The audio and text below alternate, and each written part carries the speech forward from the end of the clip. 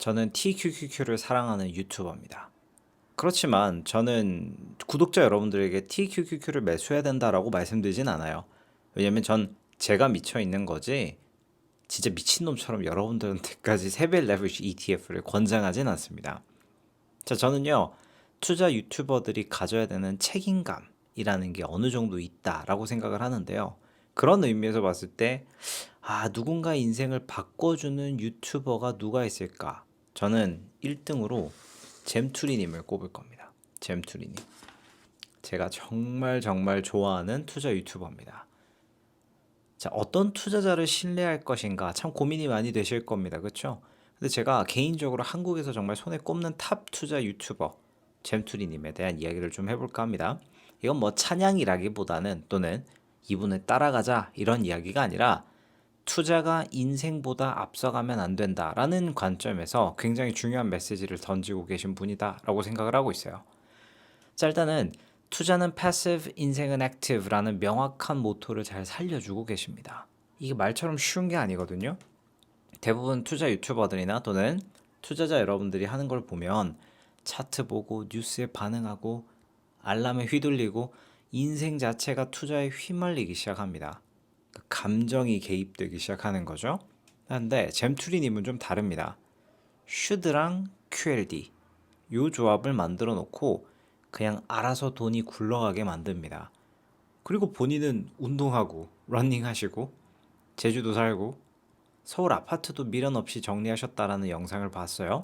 그리고 파일족으로서 실제 자기가 좋아하는 것들을 하는 그런 삶을 살고 계십니다. 책도 쓰셨죠. 이게 핵심입니다.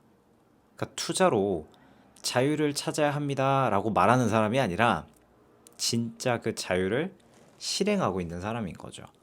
이거는 본인의 어떤 인생 철학이 없으면 절대 못합니다. 왜냐면 대기업에서 내가 1년만 더 일하면 연봉 이 정도가 더 나올 텐데, 내가 조금만 더 일하면 상여금 받을 텐데, 뭐 이런 생각들을 하시는 분들은 사실 절대 내릴 수 없는 결정이죠. 주관이 없으면 그런 결정을 할 수가 없습니다. 그리고 또 이 잼투리님 영상을 보면 SEHD에 대한 이야기를 아주 집요하게 팝니다. 아주 집요하게 분석하세요. 자, 솔직히 말해서 슈드 하나 가지고 그렇게 많은 영상을 만든다는 게 쉽겠습니까? 제가 봤을 때 이거는 슈드를 사랑해서 만드는 영상들이 아니라 오히려 반대일 겁니다. 너무 의심이 가는 거지. 내가 열심히 살아가지고 내 돈을 투자해야 되는데, 이거 슈드 이거 쓸만한 거 맞아? 의심하기 때문에 계속 분석하는 겁니다. 왜 수익률이 이렇게 나올까? 정말 연간 배당 성장률이 이어질 것인가? 세금이나 인플레이션이나 기회비용을 감안하면 과연 내가 파이어 할 수 있을까? 또는 슈드보다 더 나은 대체제가 존재하지 않을까? 이런 걸 계속 파고드시는 거예요. 이게 진짜 공부죠. 뭐 저도 뭐 잼투리님처럼까지는 아니겠지만 TQQQ 그거 하나만으로 투자하기에는 너무 위험하다라는 걸 잘 압니다. 그렇기 때문에 저는 사업으로 현금 흐름을 만들고 SGOV로 현금성 자산을 만들고 커버드 콜 ETF도 데리고 와서 현금 창출을 해내고 완충형 포트폴리오를 계속 만들고 있어요. 그러니까 저는 어떻게 보면 라오어님과 잼투리님 사이에 있는 그런 포지션이라고 볼 수도 있어요. 그러니까 잼투리님께서 슈드를 대하는 태도와 제가 TQQQ를 대하는 태도가 결이 비슷합니다. 저 역시 TQQQ를 도구로서 사용하지만 여전히 의심하고 또 고민을 합니다. 얘 하나만 가지고 내 인생을 바꿔줄 수 있을까? 맹신이 아니라 끊임없는 의심 위에 확신을 곁들이는 거. 전 그래서 잼투리님의 영상이나 텍스트를 굉장히 좋아하는 편입니다. 그리고 제가 이 책 나오자마자 샀거든요. 그냥 책이 곧 유튜브예요. 그냥 목소리가 들립니다. 그냥 글이 아니라 유튜브 영상이 글로 옮겨진 느낌이에요. 정말 교과서적인 투자 유튜버의 책이다라는 느낌을 받습니다. 뭐 예를 들면 각자에게 맞는 포트폴리오를 만들었으면 이제 가만히 두고 현생에 집중하세요. 전 이게 목소리가 들리는 것 같아요. 그냥 괜찮은 ETF 두세 개 투자하고 나가서 운동하세요. 이런 거 있잖아요. 그리고 이 책을 읽다 보면 흥미로운 내용들이 많이 나오는데 QQQ가 S&P 500보다 수익률이 높다는 건 많은 분들이 알고 있는 거죠. 그렇죠? 그런데 실제 데이터를 열어봤더니 QQQ로 돈 번 사람보다 S&P 500로 번 사람이 더 많았다라는 거예요. 이게 무슨 말이냐? 우리가 아무리 백테스트를 돌리고 뭐 이것저것 유튜브 보면서 지식을 쌓아가더라도 실제 내가 하는 투자랑 데이터는 다르다라는 걸 잘 설명을 해두고 계세요. 그러니까 수익률보다 중요한 건 버틸 수 있느냐 또는 내가 실제로 그 예상 수익률을 내 통장 안에 실현해 내느냐. 아주 뭐라고 해야 될까?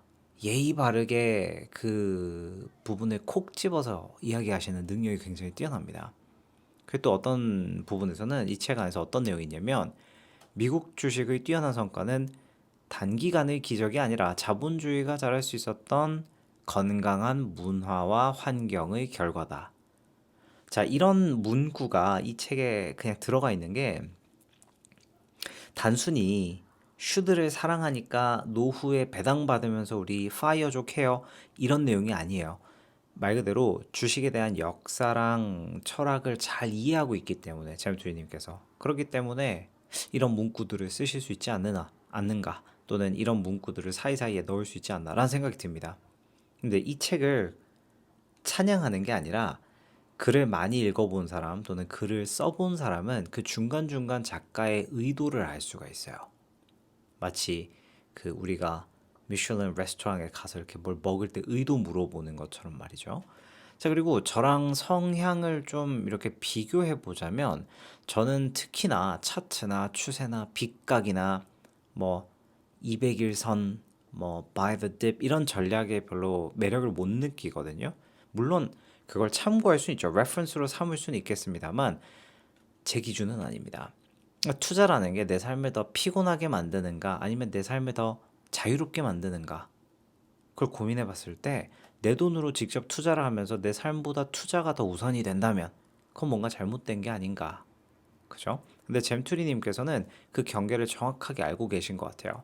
그러니까 조용하고 자극적이지 않고 어쩌면 조회수가 많이 나오지 않을 수도 있거든요. 왜냐면 슈드가 워낙 조롱을 많이 받았던 시기가 있었기 때문에 특히 2025년도는 그 나스닥 성장주 랠리 때문에 슈드를 투자하는 게 좀 기회비용을 잃는다라는 비판을 받을 정도. 근데 그게 비판인지 모르겠어.